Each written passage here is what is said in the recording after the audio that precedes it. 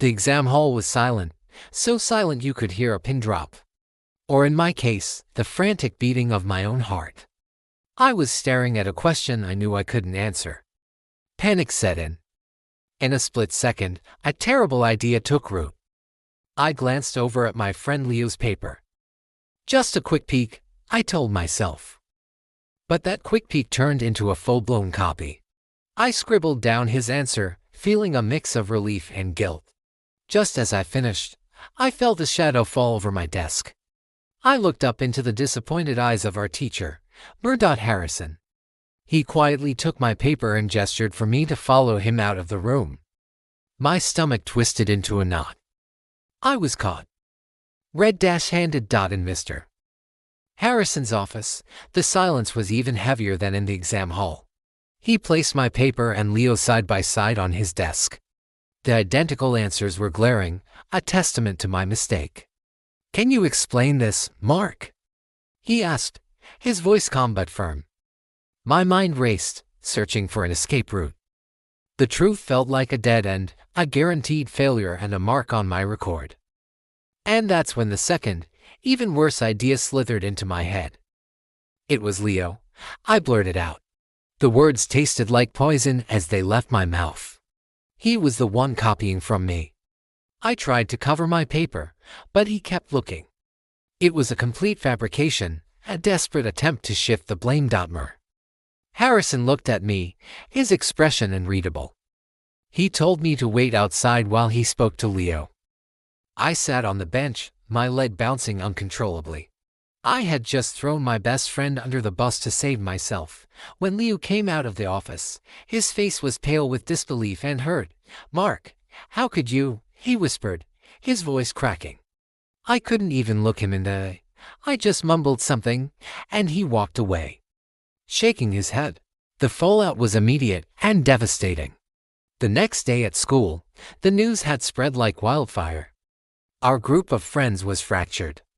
Some believed Leo, others were confused, and a few, swayed by my desperate lies, looked at Leo with suspicion. He was isolated, the target of whispers and stares. Maya, another close friend, confronted me. "I don't get it, Mark.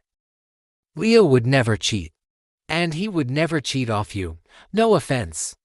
Her words stung because they were true. But I was in too deep. I doubled down on my lie, painting a picture of Leo as the desperate one. Friendships that had taken years to build were crumbling in a matter of hours. The punishment from the school was severe. Based on my testimony, both Leo and I were given a 0 on the exam and suspended for a week. My parents were furious, but they believed my story. Leo's parents, however, were crushed.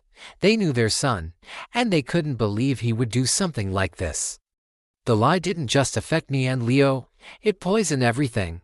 The school's trust was broken. Our friend group was in ruins.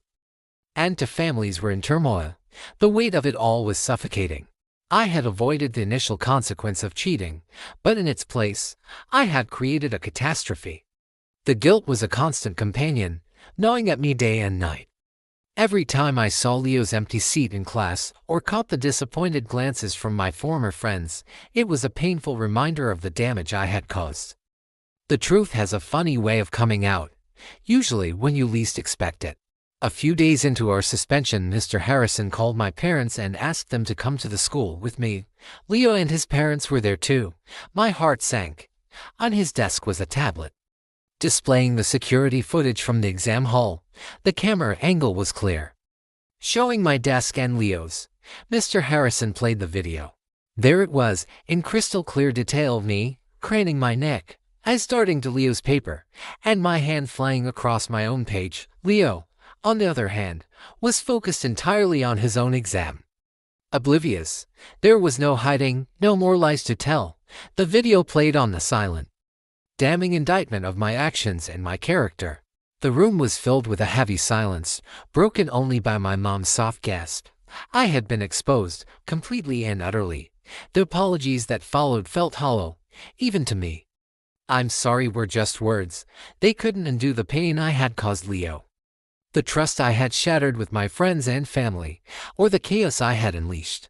Leo accepted my apology with a quiet nod, but the warmth in his eyes was gone. Our friendship was broken, perhaps irreparably. My suspension was extended, and I had to face the school's honor council, but the official punishments were nothing compared to the personal fallout. I had to look my parents in the eye and see their profound disappointment. I had to walk the halls of my school as the person who not only cheated but lied and blamed his best friend. It was a powerful, painful lesson. One easy lie, born from a moment of panic, had spiraled out of control, ruining relationships and reputations. It taught me that the truth, no matter how difficult, is always the better path. Because some damage, once done, can never be fully repaired. Thank you for watching. Remember to be honest, not just with others, but with yourself. Don't forget to like and subscribe for more stories.